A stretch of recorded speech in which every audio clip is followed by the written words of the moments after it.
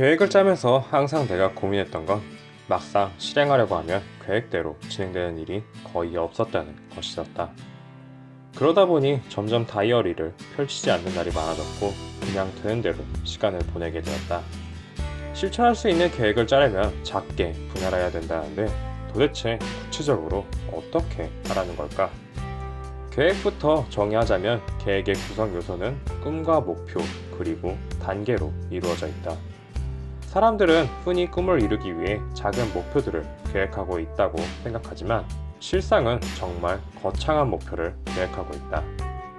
당신이 계획하는 단계의 크기는 꿈이 아니라 목표에 기준을 둬야 한다. 왜냐하면 꿈은 목표보다 거창하기 때문이다. 꿈이란 일반적으로 성취하기까지 3개월 이상 걸리고 지금껏 성공한 적이 없는 계획을 뜻한다. 이를테면 앱 개발자가 몹시 갈망하는 100만 다운로드 지표를 최초로 넘어서는 일은 꿈이다. 중도 포기 없이 100만 다운로드를 이루어내기 위해선 자신이 중요한 일을 하고 있다고 계속 생각하는 방법밖에 없다. 그렇게 오로지 꿈에만 초점을 맞춘다면 포기할 가능성이 높다. 꿈과 목표가 아직도 헷갈린다면 꿈은 구체적인 수치가 나오기 어려운 데 비해 목표는 수치로 나온다는 걸 기억하자. 예를 들어 수치로 나타내기 어려운 나는 록스타가 되고 싶어는 꿈이지만 음반을 1000개 팔고 싶다는 목표다. 우리는 계획을 세울 때 구체적으로 다가오지 않는 꿈이 아니라 목표를 제대로 설정하는데 중심을 두어야 한다. 목표는 중간 계획이다. 단기와 장기로 나누어 생각해보자. 새로운 취미를 익히는 것과 같은 장기 목표를 달성하려면 일반적으로 1개월에서 3개월이 걸린다. 하지만 이 3개월이라는 기준도 이미 성취한 경험이 있는 경우에만 목표라 부를 수 있고 그렇지 않다면 그것은 꿈이다. 100만 다운로드 수를 기록하는 것은 대부분의 개발자에게 꿈이겠지만 다운로드 횟수가 100만이 넘은 앱을 이미 한번 성취해본 개발자에게는 그저 장기 목표일 뿐이다. 다시 말해 무언가를 이미 경험했다면 그것을 성취할 가능성이 실제로 존재하며 그렇다면 그것은 꿈이라기보다는 목표에 가깝다는 것이다. 이는 사람마다 계획이 유동적인 이유다. 장기 목표가 1개월에서 3개월이 걸리는 반면 단기 목표는 일반적으로 일주일에서 한 달이 걸리는 일이다.